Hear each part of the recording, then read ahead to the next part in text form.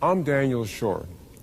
By the summer of 1974, the House was working seriously on articles of impeachment against President Nixon stemming from Watergate. Congress is left by the Constitution to determine for itself what are the high crimes and misdemeanors for which a president can be impeached, that is, accused by the House and tried by the Senate. The cry of impeachment had gone up from the streets the previous October after the Saturday Night Massacre firing of the special prosecutor. The Watergate crisis was closing in on Richard Nixon. The public mood turned against him when he tried to kill off the Watergate investigation and fire the special prosecutor in charge of the case. Now he was being threatened with impeachment. For the first time in 100 years, a serious demand to oust the president from office hit Congress. When I got to my office in Washington, the flood of mail that was in there, telegrams and telephone calls, was impossible to be able to count. And the question was, what are you going to do? What are you going to do? And impeach, impeach, impeach. It wasn't going to be easy. Peter Rodino, a little-known congressman, chaired the committee that had to take on the president, and Nixon could still count on a lot of support in Congress. I would like to add a personal word with regard to an issue that has been of great concern to all Americans over the past year. I refer, of course, to the investigations of the so-called Watergate affair. I believe the time has come to bring that investigation and the other investigations of this matter to an end. 1 year of Watergate is enough.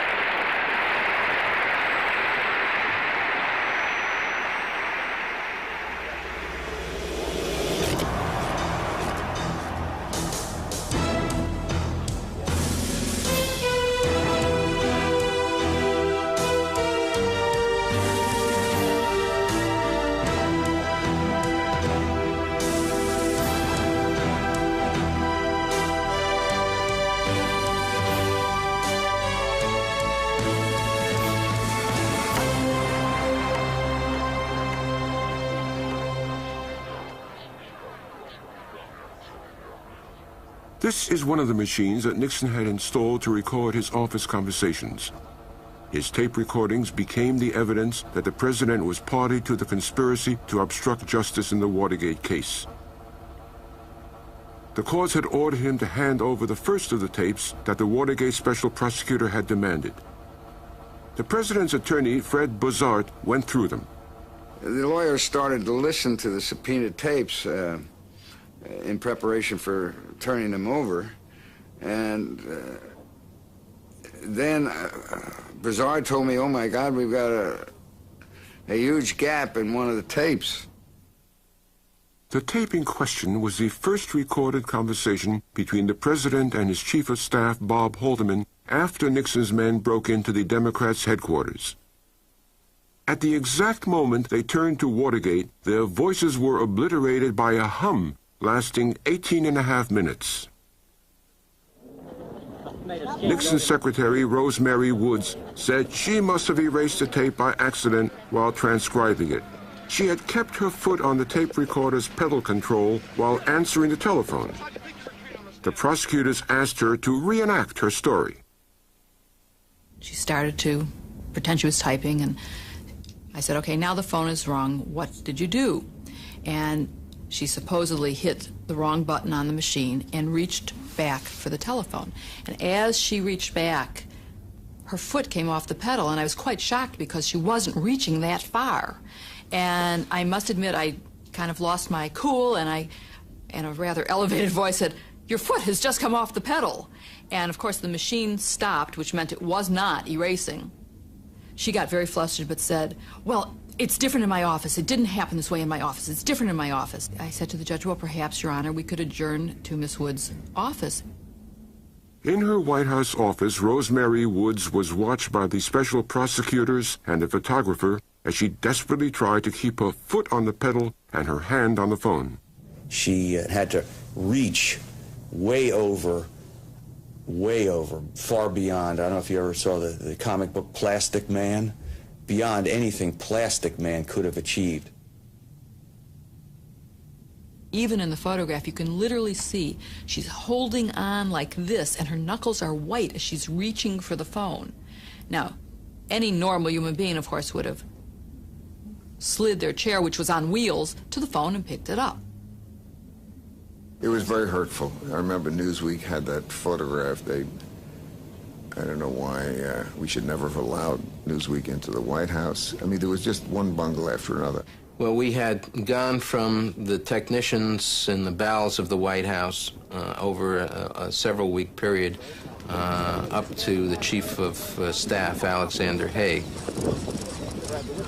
Ben Venisti, the prosecutor, was asking me with foam coming out of his mouth who had wiped out the 18.5 minutes, and I said, well, it may have been a sinister force. The American press, who was in the room, ran out and said, Haig claims that demons erased the tape, and I started getting letters from demonologists all over the world. Unfortunately for the White House, the technical report was more down to earth. The gap had been caused not by a foot pedal, but by a hand. The scientists found that someone had attempted to erase the tape. They had taken 8 separate tries at it. There were 3 people who had access to the tape and the tape recorder. One of them was Rosemary Woods, who used that tape recorder regularly, knew how to use it. There's no one more loyal, no one more honest, no one more efficient than Rosemary Woods, and I am utterly confident that she did not erase anything. The second was Steve Bull, a subordinate assistant to the president, who would not have taken 8 tries to erase the tape. And the third was the president himself. Although the prosecutors never charged anyone with causing the 18.5-minute gap, the episode was damaging to Nixon. The president moved to get things under control. To take charge of the aggressive prosecution team, he appointed a new man, a conservative Texas lawyer, Leon Jaworski. In order to have satisfied the staff, I would have had to resort to the extremest of measures that would have embarrassed, humiliated, castigated, indicted, and everything else Richard Nixon. Jaworski made clear that what happened to the president was not for his staff to decide. Then the White House tapes were delivered to the special prosecutors. We waited with a tape recorder in my office, listened in what was an extraordinary sort of eavesdropping into the Oval Office. We tore off our headsets and determined that Leon Jaworski had to hear this. He came in and said, Colonel, I think we're at a point where you're going to want to listen to something. And I said, all right. And so I stepped on where the machinery was set up. Jaworski heard Nixon and his aides plotting how to hide evidence without risking a charge of perjury.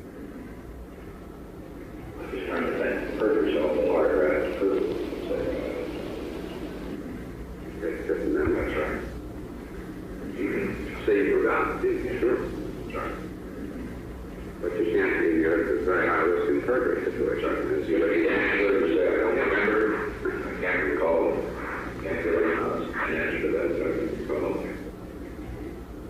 He was schooling him on how to keep from telling the truth and at the same time not commit perjury, and I knew then that there was some involvement. Leon was very pensive, and he started shaking his head, and he said, "Can you believe the President of the United States coaching a witness on how to evade the truth?" Every lawyer, when he talks to a witness who's going before a grand jury, says, be sure that you don't volunteer anything. Be sure if you have any question about anything, say that you don't recollect. Jaworski, an experienced criminal prosecutor, had a different interpretation of the law. He asked for an urgent appointment at the White House. I told Haig that in my judgment the president was criminally involved, and told him that he better get the finest criminal lawyers he could find in the country. The honeymoon between the new special prosecutor and the White House was over. Jill, yesterday you shouldn't want it. Jaworski's team was ready to proceed with a massive indictment against the key Watergate conspirators. But they couldn't agree on what to do about the final name on the list. I see definitely a difference in the dealing with the President of the United States and the dealing with the ordinary individual. Himself convinced that Nixon was guilty, Jaworski believed it was not his job but Congress's to bring charges against a sitting president. But his young staff was loath to surrender its case against Nixon to mere politicians. They had a powerful ally in the Watergate grand jury, 23 Washington citizens who had been hearing evidence in the case since it began. There was not a shadow of a doubt in anybody's mind who sat there all that time, who listened, that didn't want to indict the president, because we knew that he was just as guilty as Haldeman and Ehrlichman and the rest of them. But here's a guy who's handing down all the orders. The young prosecutors tested just how eager the jurors were. I don't know, had mixed emotions, really. They asked the jurors if they'd be prepared to include Nixon in the indictment. Some of the grand jurors voted with 2 hands. Some voted with only 1, but there was no dissent. Well, everybody raised 2 hands. Mr. Benavides broke out in a beer. He was smoking a cigar. So he spoke out in a great big grin and a laugh, and all the grand jurymen, they just turned each other and laughed, and was really a room of mirth. But it was no laughing matter. Jaworski could no longer avoid a decision about Nixon. On February 25th, he faced the grand jurors and told them what they could and could not do. When Mr. Jaworski came in that next day and told us that we couldn't indict a sitting president, the first question was, why not? But Jaworski was ready to make a big concession. Mr. Jaworski told us that there's a way that we could really indict President Nixon by gathering all the material and sending that over to the Judiciary Committee of the House of Representatives. And what we did, we acquiesced in that. The grand jury's secret evidence would be passed on to the one institution that everybody agreed could act against the president, the Congress. 4 days later, the grand jury's long-awaited indictments led the news. A federal grand jury indicts 7 former aides and campaign associates of President Nixon on charges stemming from the Watergate break-in and the subsequent cover-up.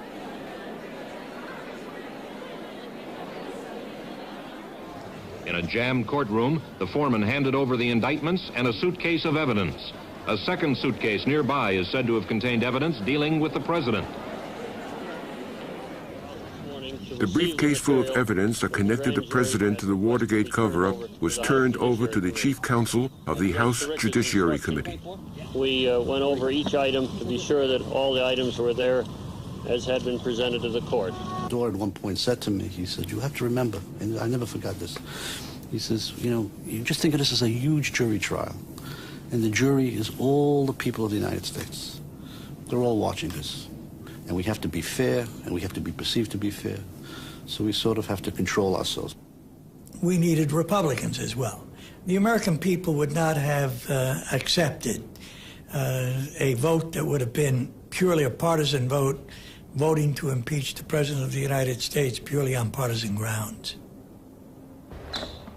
The Constitution states that the President can be impeached only for high crimes and misdemeanors.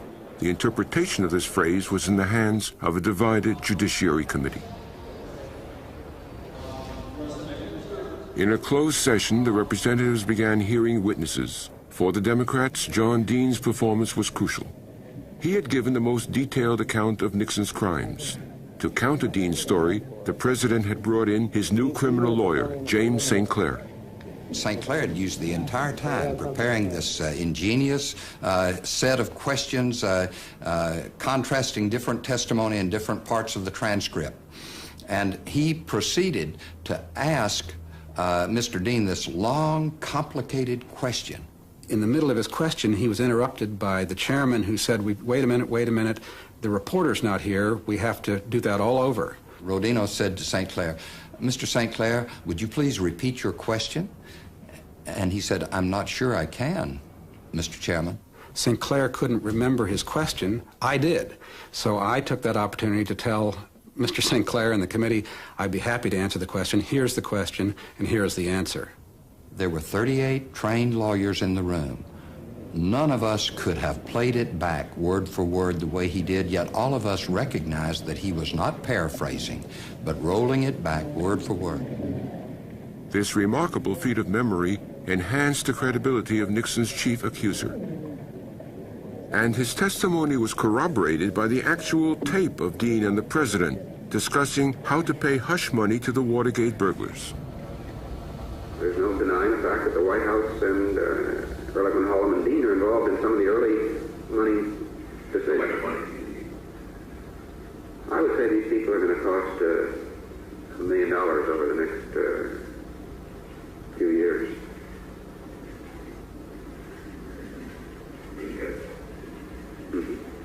You on the money, if you need the money.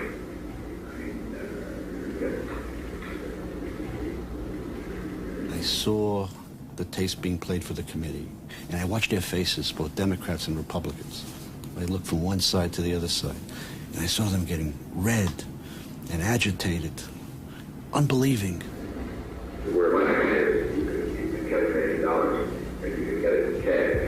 I know where it can be gotten. And I thought, oh, wonderful. It's coming across. But then, all of a sudden, my joy diminished, and I said, you'll see, they'll come back a day or two later with rationalizations, with ways of explaining things. It's very difficult to infer that material on a given tape is detrimental to the president when all of the participants to that conversation have testified in other forums under oath and have not revealed anything detrimental to the president. Good. Thank you very much. Sure. He didn't believe that he was involved in a criminal act. And to tell you the truth, I didn't either. You don't have to be a constitutional lawyer to know that the Constitution is very precise in defining what is an impeachable defense, an impeachable offense. A criminal offense on the part of the president is the requirement for impeachment. I do not expect to be impeached. The president now tried to turn the tables on the impeachment committee. It was demanding yet more tapes, and Nixon knew he could not refuse the body with the authority to judge him. Instead, he gambled on releasing the transcripts, but first, he carefully doctored them. He was worn out, dead tired. I couldn't have done it. I don't know how he physically did it. He's the most remarkably disciplined individual I've ever known in terms of his mind's control over his faculties. And he did it all. To the best of my knowledge, he cleared every one of those volumes, and they stacked up in the Oval Office, as you know, several feet high. I have been reluctant to release these tapes, not just because they will embarrass me and those with whom I have talked, which they will, and not just because they will become the subject of speculation and even ridicule, which they will. I have been reluctant because in these and in all the other conversations in this office, people have spoken their minds freely. Senate Republican leader Hugh Scott told reporters today that he has read 800 of the 1,300 pages of edited presidential transcripts. He said the transcripts reveal, quote, a shabby, disgusting, immoral performance by all of the people involved. It was a spectacular move. Nixon hoped to overwhelm his critics with sheer volume. But the public was appalled by the language and fascinated by the number of expletives deleted. For that, the president's defenders tried to blame his lawyer. Fred Bizard, a lawyer, a good lawyer, but he was nevertheless a lay Baptist minister. And he was very much offended whenever Richard Nixon said hell. Very much offended. And so he excised that. And Richard Nixon said hell a lot, I guess, because there were lots of expletive deleteds in the tapes. I fouled up in the area where I'm supposed to be a master, the area of just politics. I'm not proud of what I did. I was appalled by some of the statements that appeared, although I wish they hadn't said expletives deleted. I wish they'd put them in, because they weren't as bad as many people think they were, although they were horrible enough.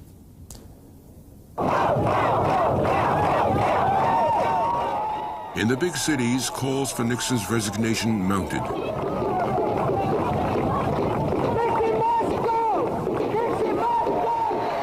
In the past, the president could ignore demonstrators, confident that Middle America was still with him. But now the president's popularity plummeted, and he became even more dependent upon conservatives, particularly the Southern Democrats. I'll stay here and try to learn how to use the yo-yo. You'll go up and be president, bro. Governor George Wallace of Alabama was one of these Southern Democrats who had delivered Nixon votes in the past. The president was wooing Dixie because he needed its representatives on Capitol Hill. The key element there was the so-called boll weevils of the South, the Southern Democratic group of about 30 congressmen in the House. And as long as he could hold them together along with the Republicans, he was probably safe from an impeachment vote.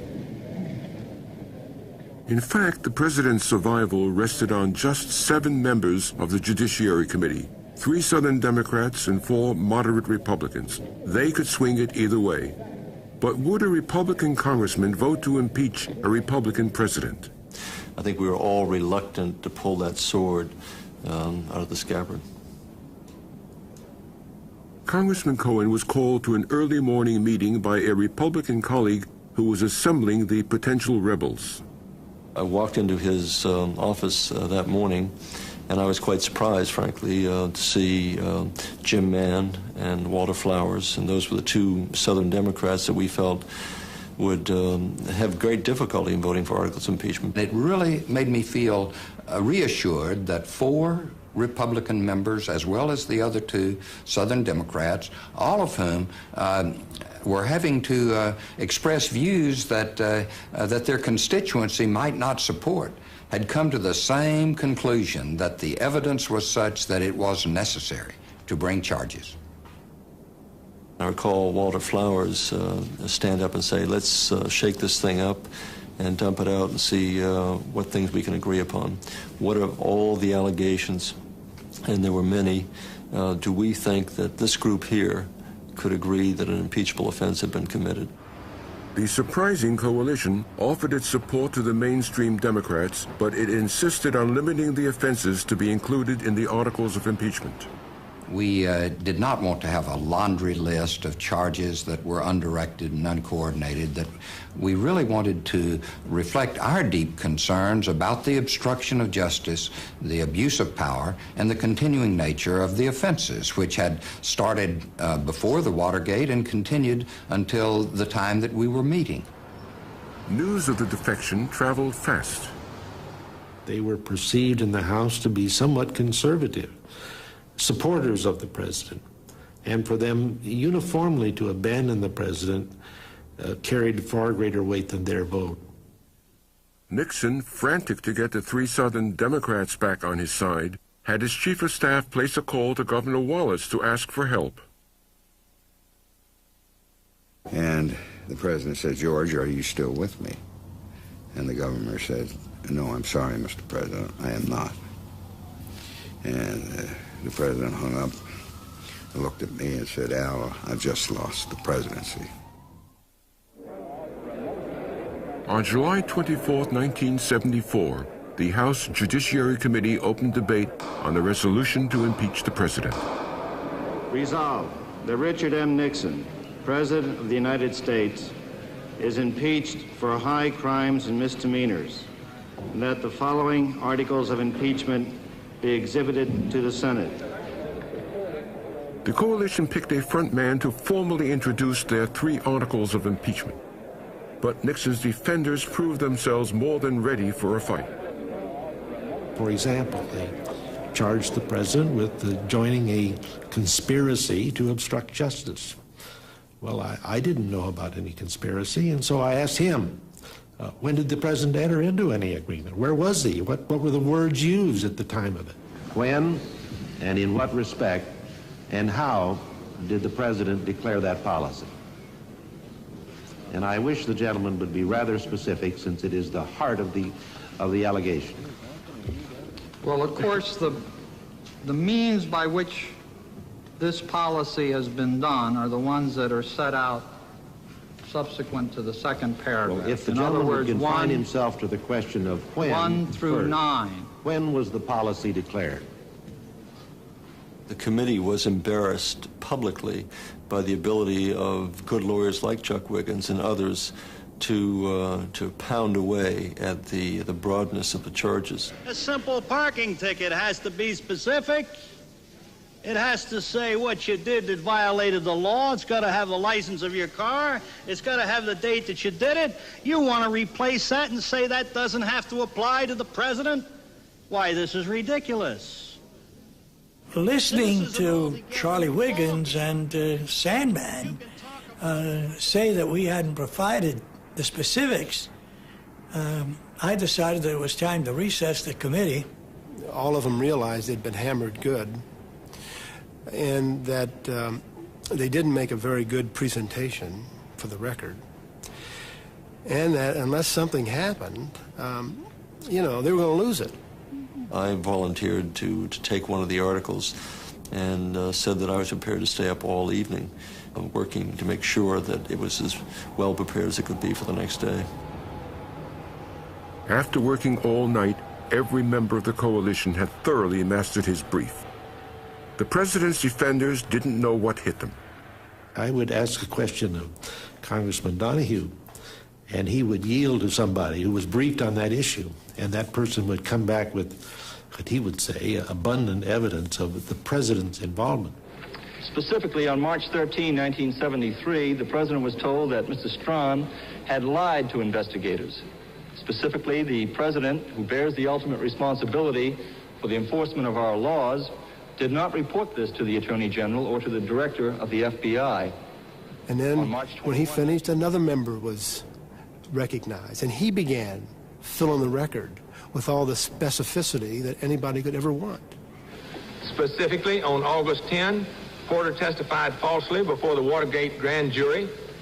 Specifically, on September 12 and 13, Magruder met with Mitchell and Dean to plan a false story regarding certain meetings among Mitchell, Magruder, Dean, and Liddy in early 1972.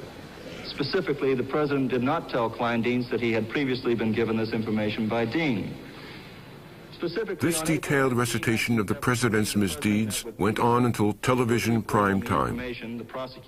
Then Chairman Peter Rodino called for a vote on the first article of impeachment, charging the president with obstruction of justice. All those in favor, please signify by saying aye. Mr. Donahue. Aye. Mr. Brooks. Aye. The voice was hushed, whispered, and it wasn't pleasant on the part of the first one to vote aye. Mr. Conyers. Aye. You could tell from the sound of the voice that it was reluctant, but it had to be done. Mr. Butler. Aye. Mr. Cohen. Aye. And of course I knew what the votes were then, because I was tallying them up in my mind, and I knew that we had voted overwhelmingly to impeach. And when I cast my vote, my voice just about cracked, and I said aye. Mr. Rodino. Aye.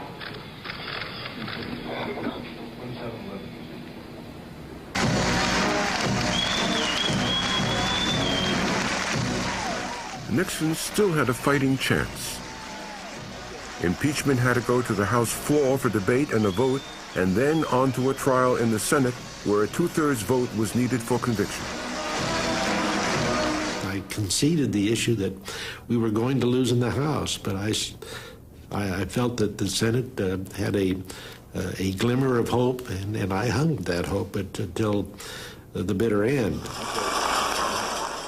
To be sure of a two-thirds majority, the Senate would need evidence even more overwhelming than the Judiciary Committee had laid out. It would need a smoking gun. But the White House wasn't giving anything away. Is the White House going to honor those subpoenas issued this morning? I didn't know there's any issued yet. Yes, we've got them for April 4th and June 20th and June 23rd. Yeah, well, As usual, the subpoenas were for tapes. Special Prosecutor Leon Jaworski demanded 64 more, and he resorted to tough tactics to get them. He could inflict terrible political damage on the president by naming him as a co-conspirator in open court. He asked for a meeting with Nixon's lawyer and his chief of staff. What I did is I said to Haig and to St. Clair, now I will reduce my demands to 18, I believe I said, of these tape recordings. And I'll give you the exact ones I want, and forget about the others. And if you don't do that, I must then insist on the subpoena being served, and I must disclose the naming of Nixon as an unindicted co-conspirator because it's important to my sustaining my position on the subpoena. I said, that sounds like blackmail. And I recall he said something like, well, there's blackmail and there's blackmail. How much time will you give us? And I said, well, I'll give you 2 or 3 days, whatever you need to make the decision. It was decided that I would be notified on Tuesday as to what the decision was. On Monday afternoon, I learned Mr. Nixon spent some 6 hours doing nothing but listening to the 18 tapes. On one of them, he heard his own voice giving orders that provided conclusive proof of his guilt. This was the smoking gun. He instructed his lawyer to reject Jaworski's demand.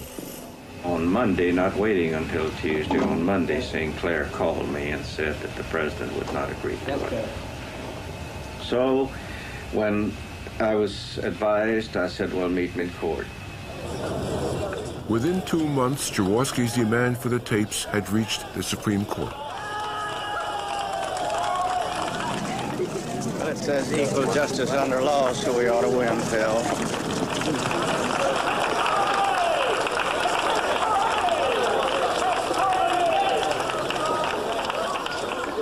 When the court met to hear the case of the United States of America versus Richard Nixon, Leon Jaworski spoke first.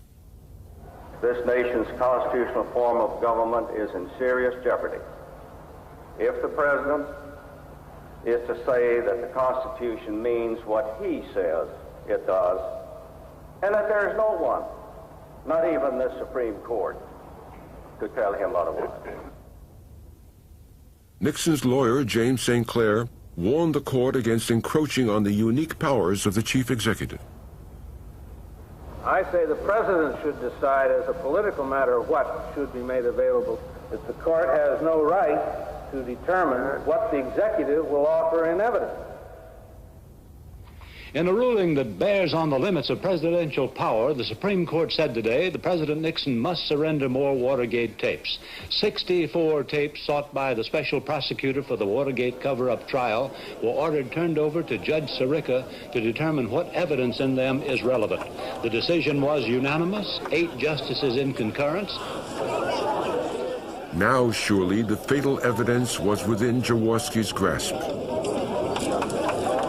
I think the president realized its finality and at the same time asked whether or not there was any opportunity to either survive it or to put a twist on it that would preserve his incumbency, of course.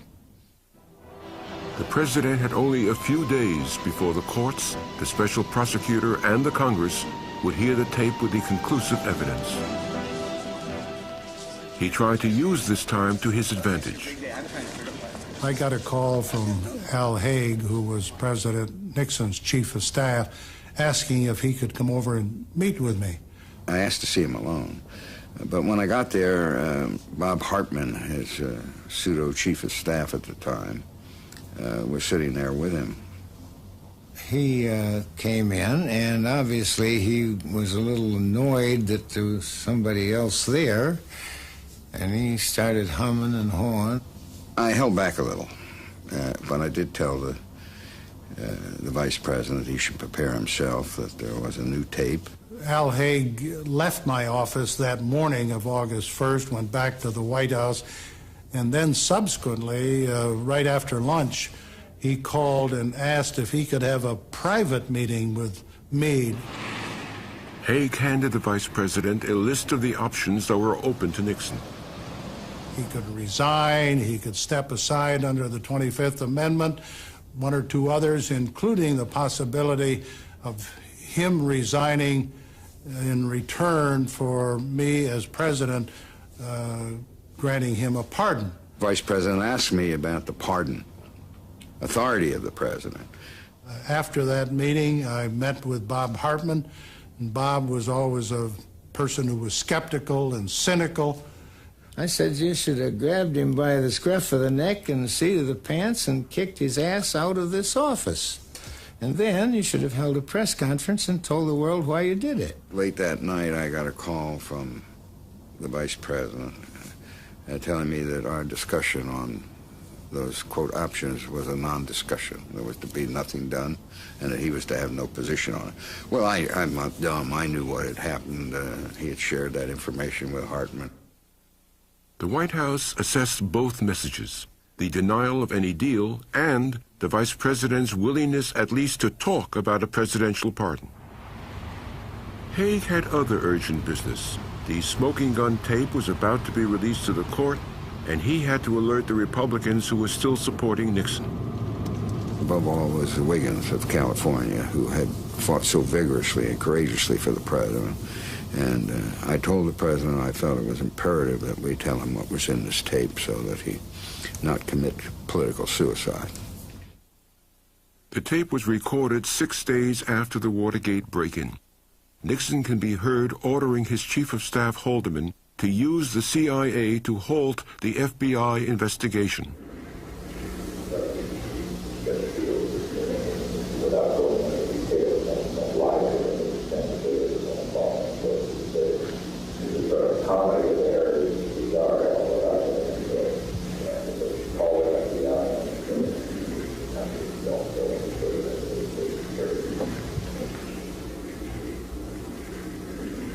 Essentially what it was that the President of the United States had consensually agreed to join a conspiracy, stating it in lawyer language, consensually agreed to join a conspiracy to hide relevant information from the FBI. Nixon's staunchest defender called a press conference as soon as the transcript of the smoking gun tape was released. With great reluctance and deep personal sorrow, I am prepared to conclude that the magnificent public career of Richard Nixon must be terminated involuntarily. And I shall support those portions of Article 1 of the Bill of Impeachment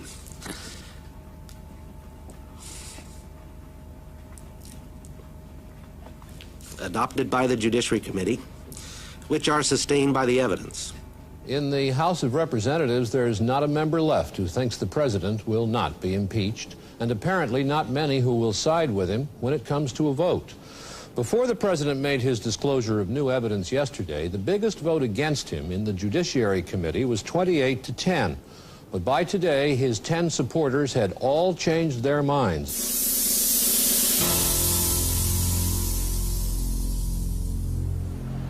Crowds began gathering outside the White House, waiting for the end. First, he was ready to do it, and then he would meet with the family, and the family, understandably, would be very much opposed to his quitting. That's the term he used, quit. And so he delayed.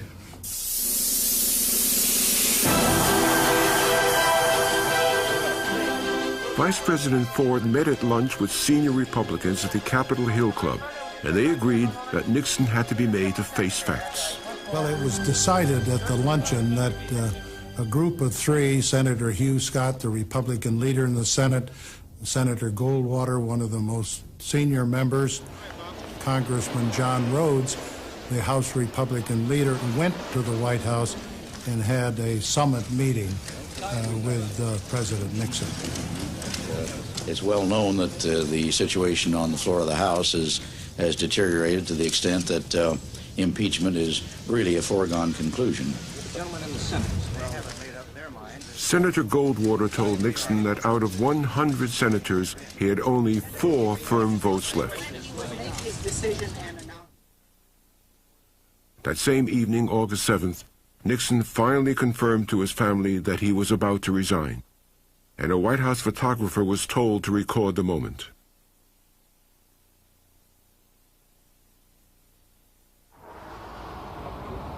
The president began to say goodbye to his inner circle. He said jail isn't the worst thing in the world. I mean, that's where you can get some peace of mind, a chance to do some good writing. After all, I mean, Gandhi and Lenin and others did a lot of their best writing in jail.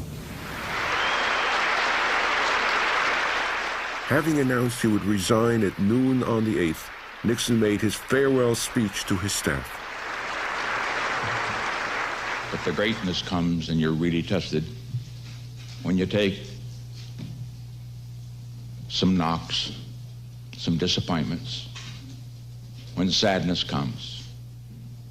Because only if you've been in the deepest valley can you ever know how magnificent it is to be on the highest mountain. At least for part of the speech, he was looking directly at me. And of course, I could tell that he wasn't looking at me because there's that slightly glazed, half-glazed look of somebody whose mind is behind his eyes, which are simply there. We want you to continue to serve. His eyes are really turned inward on his thoughts. Always give your best. Never get discouraged. Never be petty. Always remember, others may hate you, but those who hate you don't win unless you hate them. And then you destroy yourself. His words, you know, they had a very spontaneous quality to them. It was like the great insight of his whole presidency at the very last moment of his presidency. 1 month after his resignation, Richard Nixon was pardoned by President Ford for all the offenses against the United States he has committed or may have committed.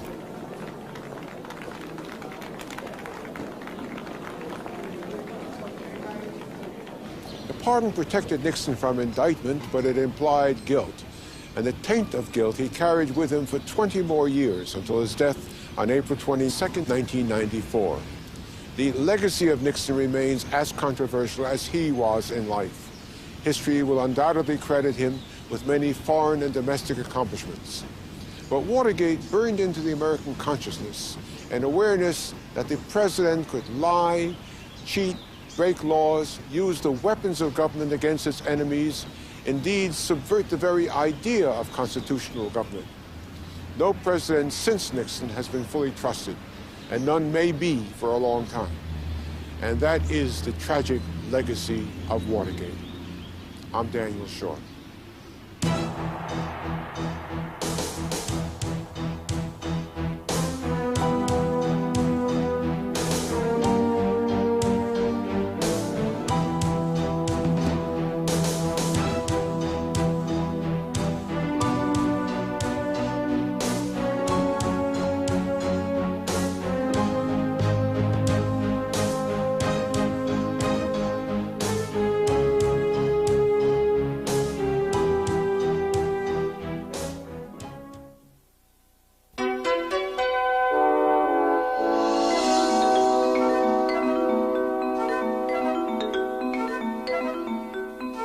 Thank you.